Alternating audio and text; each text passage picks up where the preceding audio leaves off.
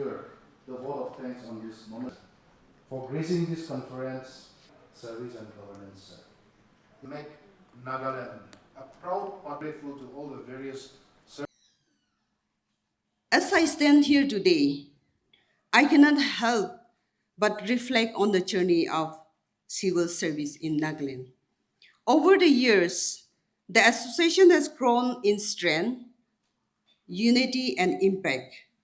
It has been a journey of resilience, adapting to the unique challenges posed by our socio-political landscape and of striving to make public administration more responsive, transparent, and friendly. Each day, as a civil servant, we are entrusted with the task of delivering essential services to the people. And this trust is not something that we take lightly. From the remotest villages to the urban centers, we work tirelessly to ensure that our citizens have access to quality education, healthcare, infrastructure, and welfare services. Yet, in doing so, we are constantly confronted with the reality that change is not always easy and progress is often slow. However, we must remember that every effort, no matter how small, contribution to the that contributes to the greater vision, the vision that we share, the vision of prosperous, peaceful, and progressive Nagaland. And it is through our collective efforts as the members of this esteemed association that we can bring about meaningful change. The NCS officers have a very, very pivotal role in providing leadership in every aspect and sector that you are posted or assigned. So let me share about this role of leadership for NCS officers in shaping the destiny of the state. We have seen that in the last 6 decades or so, the NCS has been very critical element in shaping and taking our state thus far. The role is only going to get bigger. If you actually see what has been happening in the country, the whole of India is talking about Viksit Bharat 2047. The vision to make India a developed nation by 2047. And if we have to make it along with the rest of India, the role of the NCS officers are very critical.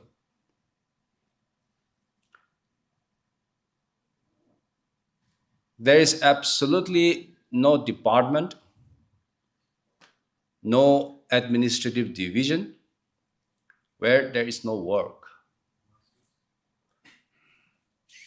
We have not very often, but on certain occasions, heard or overheard rather, certain officers from any association talking about having no work in their departments or in their sectors. I think we need to demystify and bust this myth. And talking about becoming a developed state and a developed nation, one of the major sector that the state will have to look at is the economy of the state. As of today, the state government is running at a gross state domestic product of 45,000 crores. By 2047, if we have to become a developed nation, or a developed state rather, we have to up this to at least 4 lakh crores. Our per capita GSDP is about 1,78,000 rupees. And by 2047, if we have to become a developed state, we need to take this up to 10 lakh rupees. We are going at a annual growth rate of about 6 to 7%. By 2047, we need to up this to reach 10% and keep it consistently at 10%. Now, if we make this comparison, there's a lot of ground to cover. And who is going to provide this leadership in ensuring that we do not miss the bus? As far as I can imagine, the NCS officers will have to take the lead. This is the leadership that I was talking about in giving that leadership and direction in the economy sector. Because the whole of the growth story of Nagaland, or for any state for that matter, is going to eventually boil down to the economic growth of the state. This is the leadership where I want the NCS officers to step in. You are all aware, and the Honorable Minister Power is here. One of the key elements of becoming a developed state is the power sector.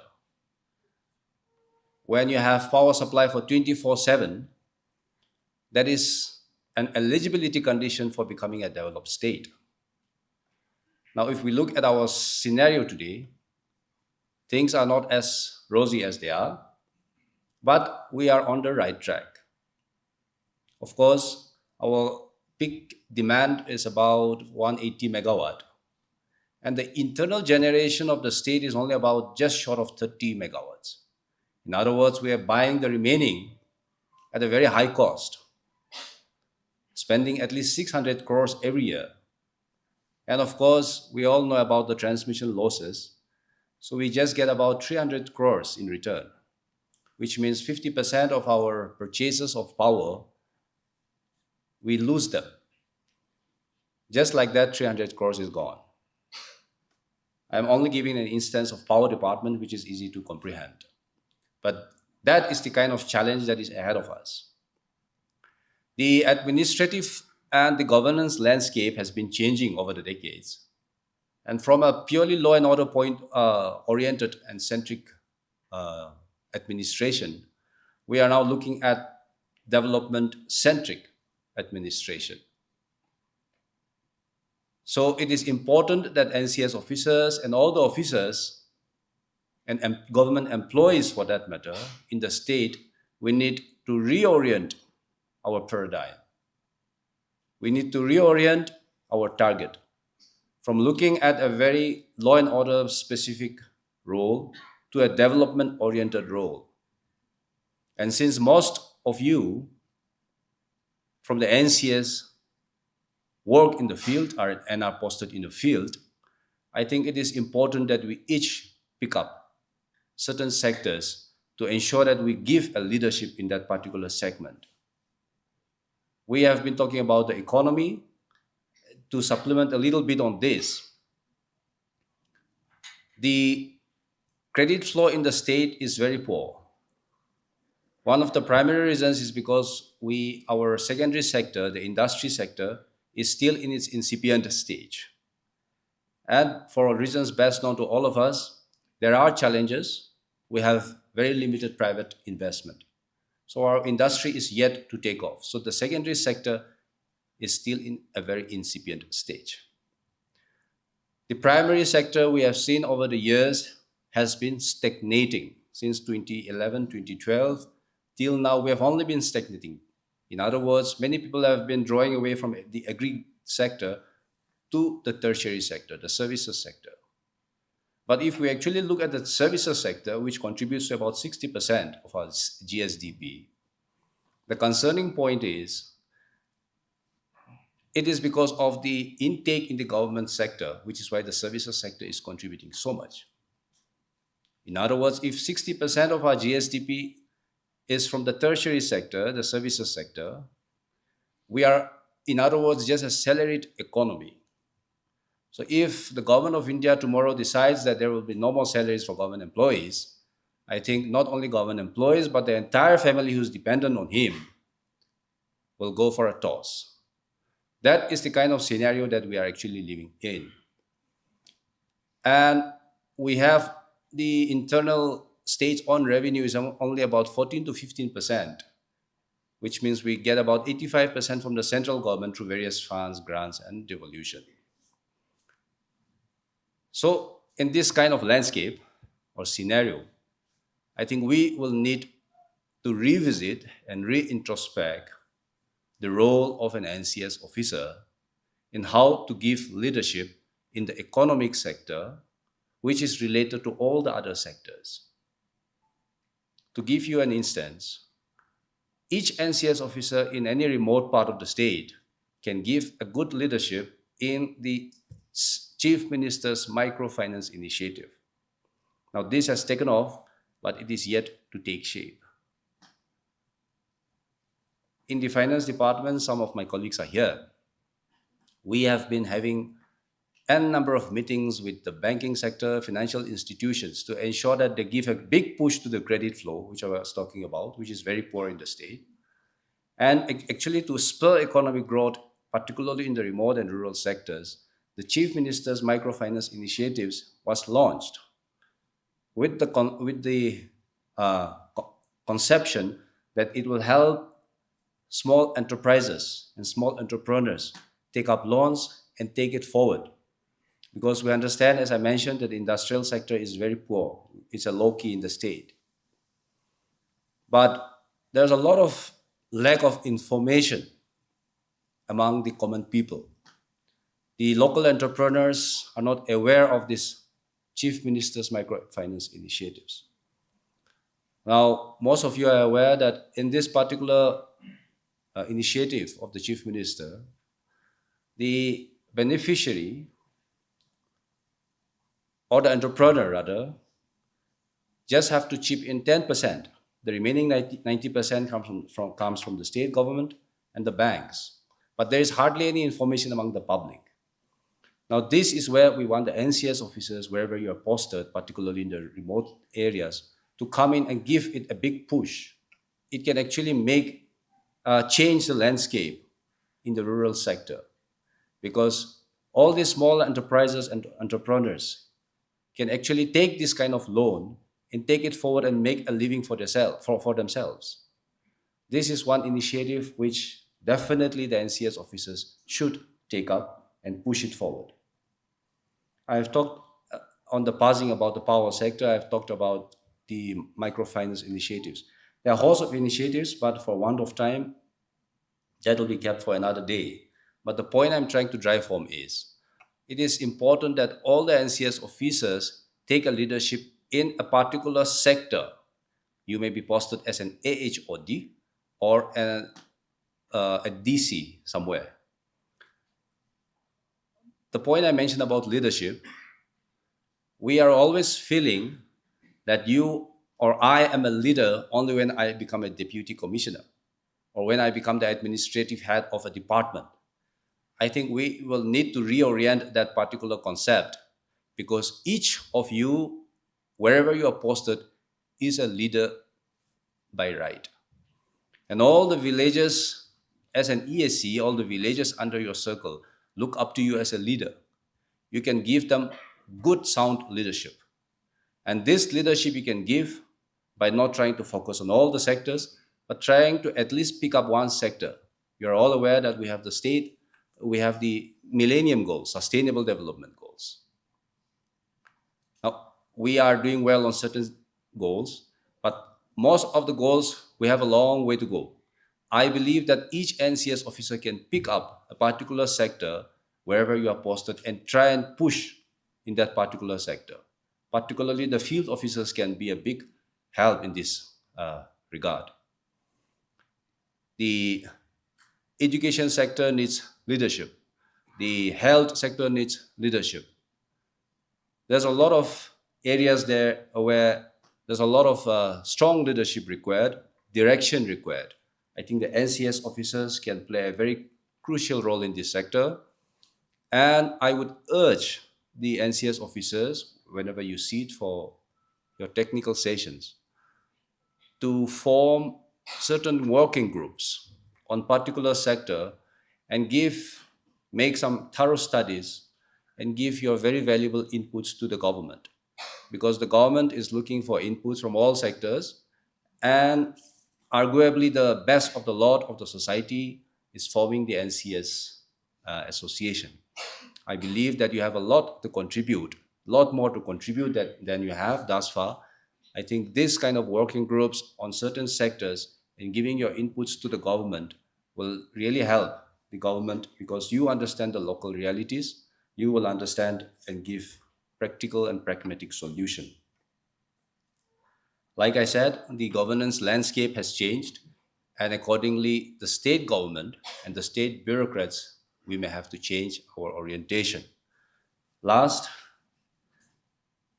not a very negative point, I hope, but I also feel that the NCS officers need to be a united unit, and you can be a united unit if you don't lobby for transfers and postings. Thankfully, sitting in the Chief Minister's office, we get to know the kind of applications and the requests that come in. I believe that the role of NCS officers can be best exemplified if we do not take up this exercise of lobbying around. Anyway, I would like to thank each of you for this very patient hearing and for giving me this opportunity today. Thank you. Madam Srimati Angelina Tajan.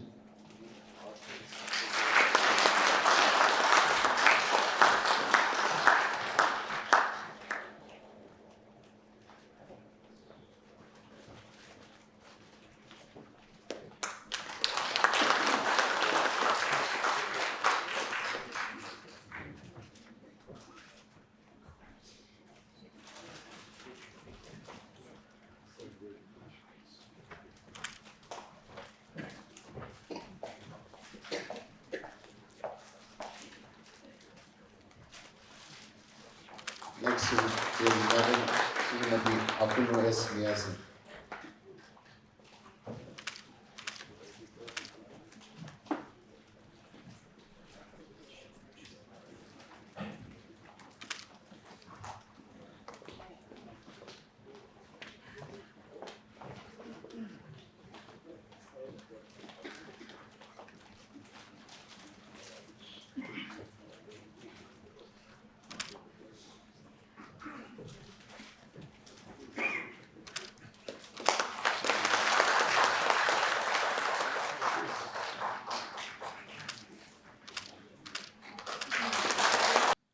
By the unity of the NSSA, your sincerity, dedication, which truly reflects your resilience and determination to take the state of Nagaland to greater heights to achieve the goal of excellence with peace and prosperity. We want to tell you that, along with the special guests, few of the elected members are here representing all the 60 elected members, to let you know that we are always with you with grateful heart for all your good works rendering to the state and to the people of Nagaland. Please keep up the good works, and may your presence on this earth at God's appointed time with God's appointed responsibility in your respective secular chairs always make a difference, whether you see it or you do not see it. And may your leadership as the NCS member lead you to overcome all the difficult challenges with dedication to positive opportunities economically, thus reflecting the culture of trust and transparency where all your superiors and subordinates feels empowered to voice their ideas and concern to keep the transformation, the positive changes, magic happening in your day-to-day works and make the state stable, economically, financially independent. Long live NSCSA. Thank you. So it was in such a situation, with darkness, ignorance, and everything foggy around them, that they had to find a path. When turmoil broke down, when political movements started, and eventually it landed us into not a political, but a human crisis. Our entire land came to a standstill. Our lives, our very lives came to a standstill. We were anything but farmers. Our land, most attached to us, was everything to us. We couldn't till them. We couldn't go to our farms, our kitties. We couldn't live a normal life. Political turmoil overshadowed our lives. Yes, we are all with our people, whoever were spearheading a movement for a greater autonomy and trying to assert more political aspirations for our people. We are with them.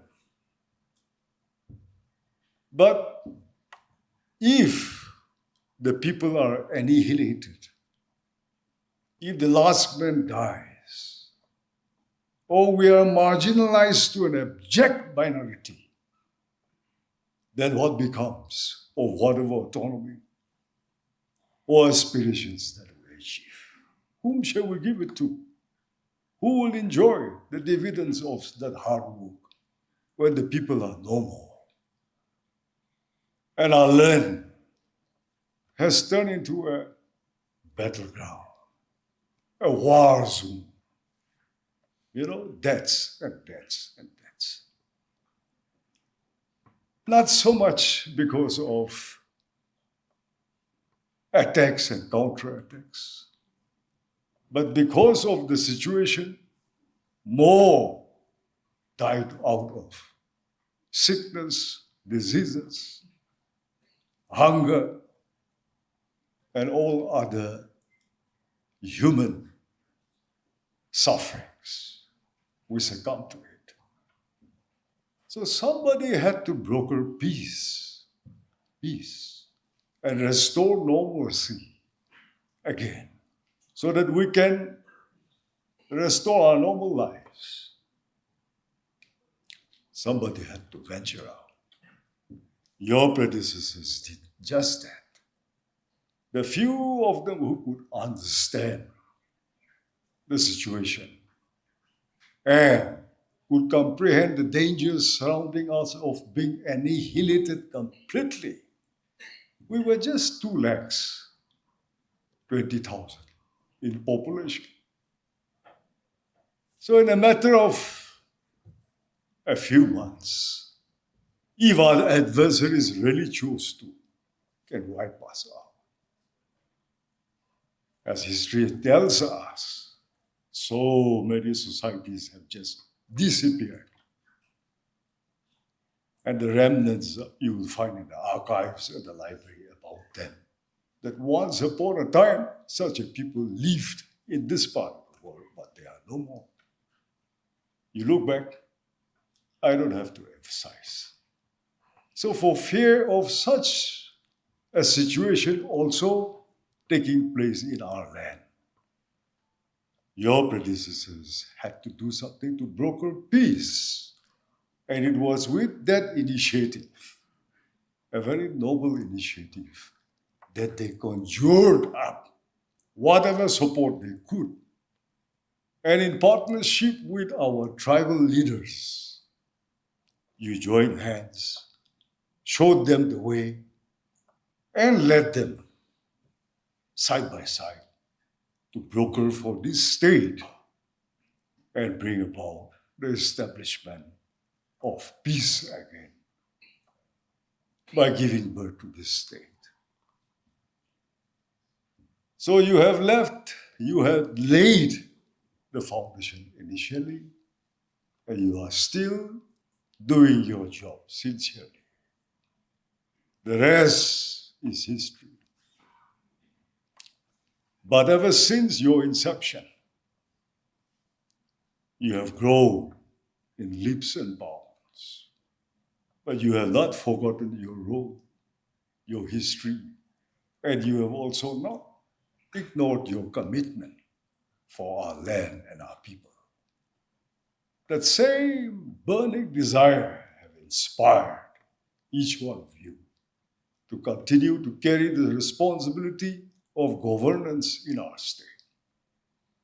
At all times, under all weather, in the last 60 years and more, you have confronted different situations, but never one day you have given up. It is so very rare that any NCS officer have ever prematurely volunteered to take retirement. On health ground, I know one. On the calling of God's mission, I've heard of one. Other than that, if not for premature death and a noble retirement, the NCS team and army, you have worked so faithfully, so dedicatedly, with boldness and courage, under all weather, to bring us to this stage. Friends, on behalf of the past and the present, today we're here because we appreciate everything that you are doing and everything that you are. You are the most prized and valued machinery we have. The government machinery. Everything is just happening only through this one mission. Just this one mission. You shout and talk and scream and say all these big bombastic words, make these famous declarations upon all platforms. But the reality is, if this machine stops functioning, if this machine breaks down, as you heard our finance commissioner just said, where else are we going to get our daily bread and our bread and butter? Who else is going to come and take your place and govern this state and the people? Yeah, lately you have seen, and we have been seeing over the decades, getting a little tired of seeing and hearing also, the quest for an early solution is something which we all place our value and our life upon. And we wish it happens at the earliest.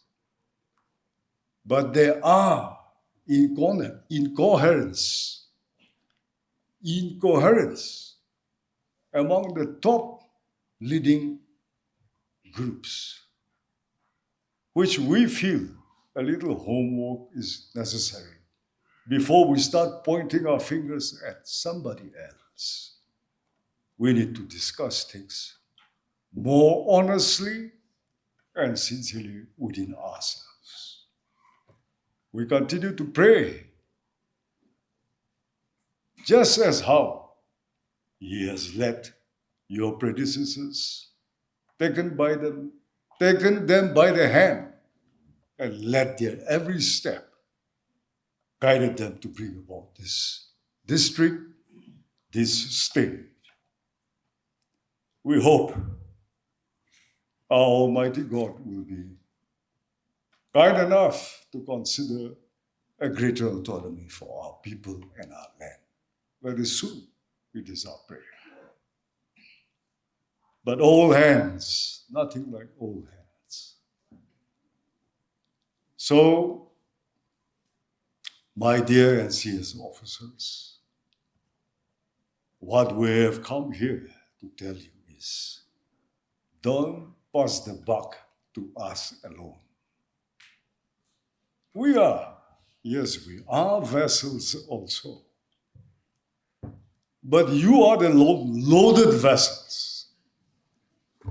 You know what I mean? The best brains have chosen to go become a part of that machine. And whenever it's like us, somehow you see us around. And the rest of us, you know where they are and what they're doing. But Vietnamese and the rest of us cannot match your intellect, your insight, or your foresight. So just as how your predecessors have done many decades back, maybe you'll have to become a little more vocal. You'll have to become a little more proactive instead of confining yourselves within the four walls of your offices. Yes, we know you are shouldering the society's and the government's responsibility in the fields. In the fields. But when you are mingling with the people from the grassroots level, don't dare go again into your rooms and confine and focus on your files alone and the government directives and rules and the regulations. We want you to be more outgoing, to mingle more with the grassroots people. You know, these people whom you rub your shoulders with day and night, and you feel their pulse, are the true custodians of our society. Power does not lie here in the secretariat. Power lies there. It is such. You are familiar with Article 371A, that even the Indian Parliament had acknowledged our customary laws and its practices that they have guaranteed us in their own constitution, number 371A. So, as we function, we are a state absolutely different from the rest of the state of this country. So you're playing a very, very unique role. You see, your peers, your other colleagues from other states, I think they lead a very much more easier life. Officer Sab, Asol Sab. I don't think it's so easy for you dealing with people who enjoys more power than you and I. See, democracy itself says that power lies with the people. But here is something more than that. And we have an issue going. It's still going. It has taken the center stage of our life. Unconsciously, it has attracted all our attention and focus. You see, that everywhere you look around, it's only about political dialogue, political negotiation, political talks, solutions here, solutions there. So, we're still in that period where nothing is really certain. We live in an uncertain time because we cannot predict what next. We cannot fathom what situation lies ahead. Nor are we in a position to assess our own people's destiny 10 years hence. And I would not like to read the minds of the people who occupy the corridors of power in New Delhi. I fear. So now what do?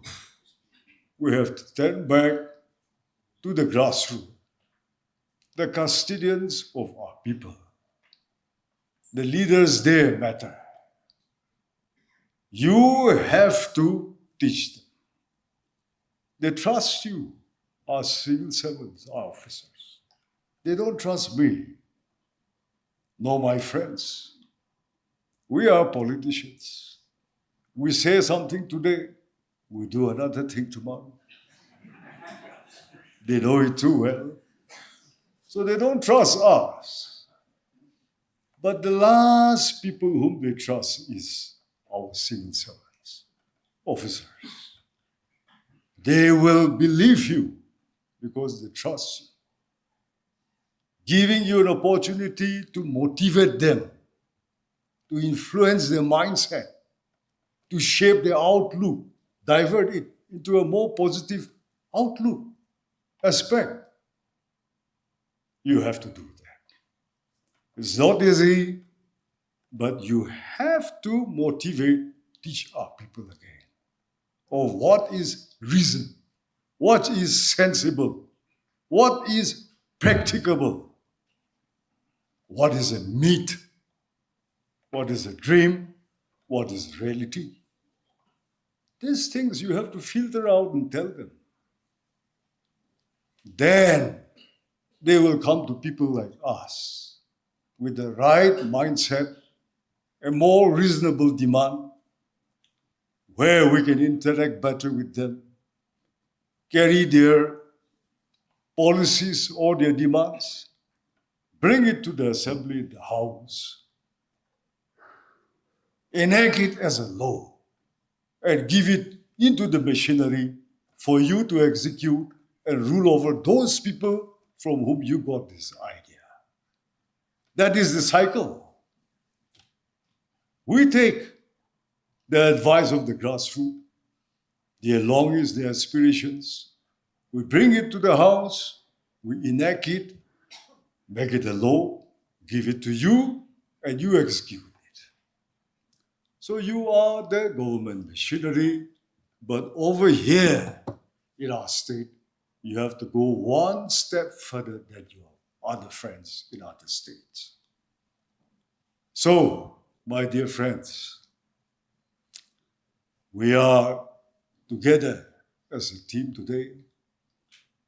We have the best, the cream of our society is found in you. The best. You have to think more than a politician. You have to bring out new policy frameworks, to evolve new guidelines, interact with us. The 60 elected members are yours. You interact with us, discuss, but also in the field, you have to go and motivate and influence the grassroots leaders so that we will build up a unique teamwork and carry forward what is best for our people. We do mingle. We are elected from there. But the way they look at us, speak to us, and take up the issues with us are different from those that they will interact with you. You make the best use of it. You are the brightest, the best that we have.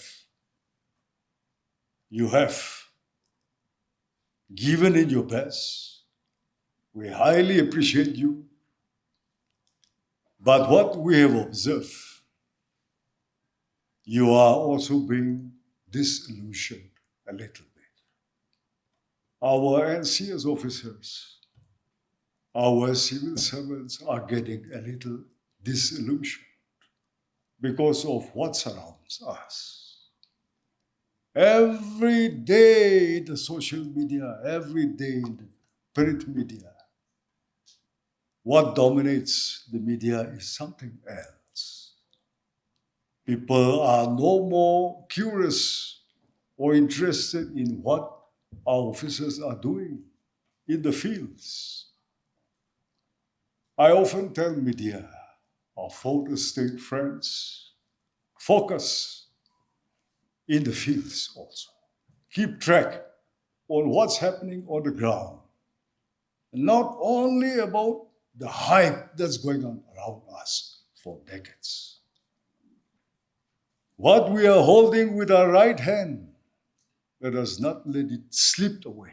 Don't give it up.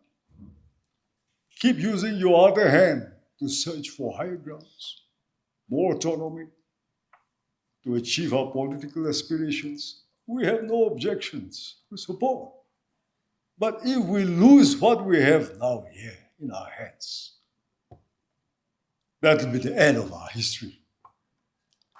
Because nothing is happening just now, and in the foreseeable future, God forbids, but nothing looks too promising. We are bound to encounter this situation for some more time. And within this time, we are transcending a border, a four-way traffic point. If we make a right choice today, we will sustain our people for another century or more. If we move to the wrong direction and take a wrong decision, I don't know what is going to happen to us in the next 50 years. We cannot survive as a people like this. So you don't expect somebody from outside to come and resolve our problems, the issues that are confronting us, good or bad, light or heavy, like it or not. We have to decide something for ourselves. It is time that we speak up. And the bear's brains must speak up. It doesn't matter. Nobody is going to criticize. In fact, you are the first category of stakeholders.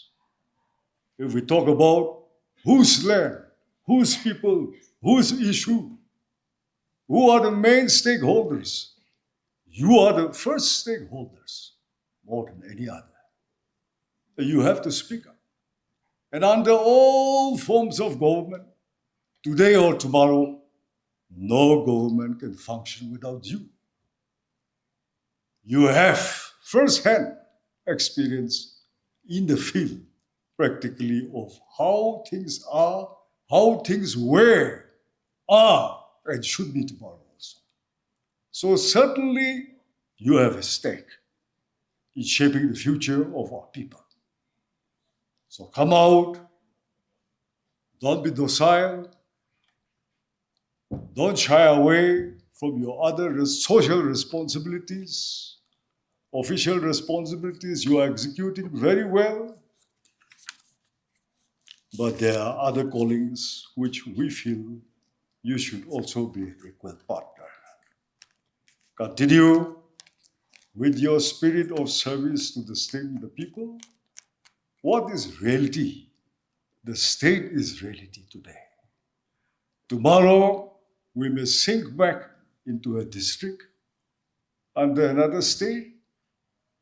For all we know, if we fragment up, break up, we may have the south going somewhere, the central somewhere, the north somewhere.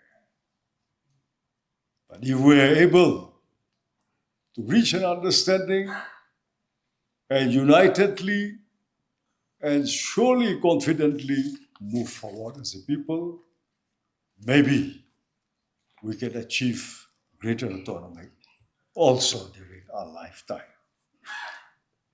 We thank you for all your services to our land and our people. Don't feel lost. Don't be disillusioned. Don't be discouraged. You are what matters. You are what is reality. And as said, you are the steel frame and the pillar of governance. Continue to share, put forward your best thoughts, and let it be imbibed in the lawmakers, into the lawmakers' mind, so that you will see your finest policies that you have for our people, make it come a reality. I thank you for all the time, for the invitation that you have given us to share and interact together. And I thank you for your beautiful gifts that you have given me and all my esteemed colleagues. God bless you. Long live NCSA.